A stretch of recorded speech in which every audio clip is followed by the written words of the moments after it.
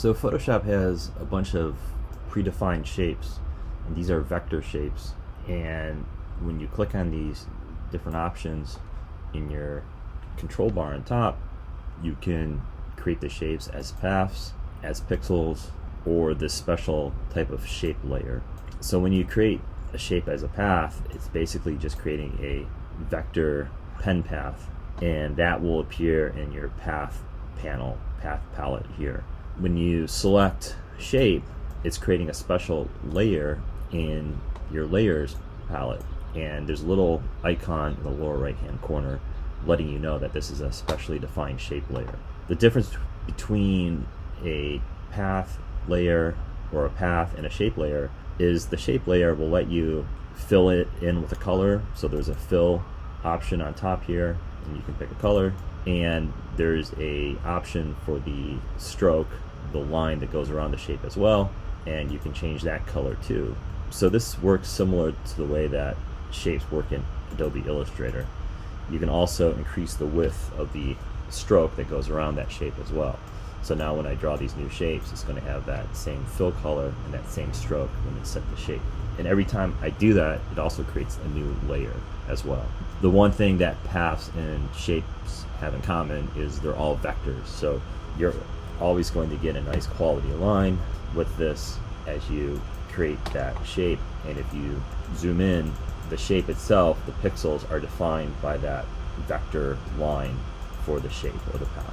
And then the last option is pixels. Pixels basically will only work in a regular layer, not a shape layer. And this is just adding the shape down as regular pixels. You don't have the option to change the fill and stroke on top, but you can change the color down below. So if I change the color of my foreground color, it's going to paint that color. But this is purely pixels. So if I do adjust these pixels by scaling or changing the size, it may introduce some mixing and diminish the quality, but you can keep on adding more shapes in one layer by doing this method.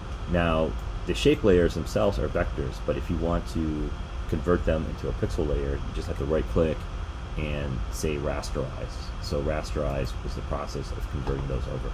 You can also make your own custom shapes. So I'm going to delete some of these layers, and one of the ways to do that is to import an image, make a selection, and then convert the selection into a pen path.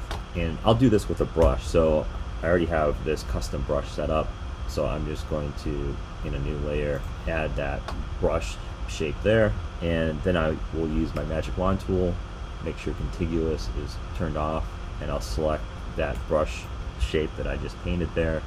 I have a selection, so the way to convert the selection to a path, and you have to do this first, there is an option under edit to define the shape, but it's not highlighted because it wants to only define shapes based on vector paths that you create. I can convert this selection to a vector path going into my paths palette. So go to Window, Paths, and then here there's a little icon next to the layer mask layer. So I can click that on right here. It says make work path from selection.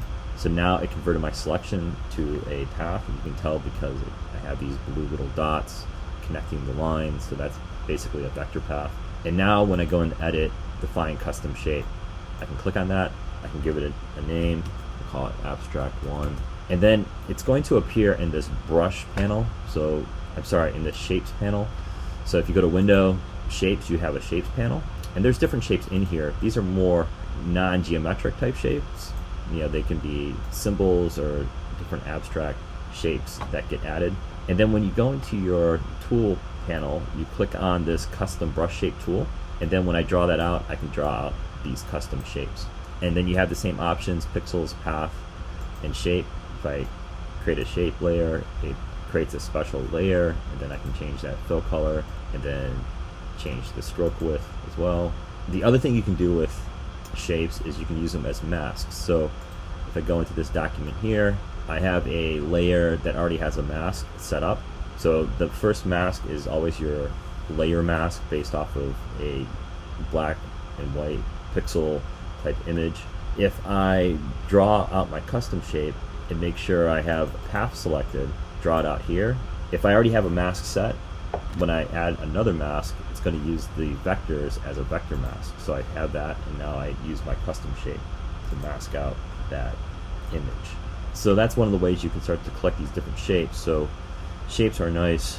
You can just drag these out and add these to your composition. You can use them as masks, and then you can keep on growing this library of shapes for future projects.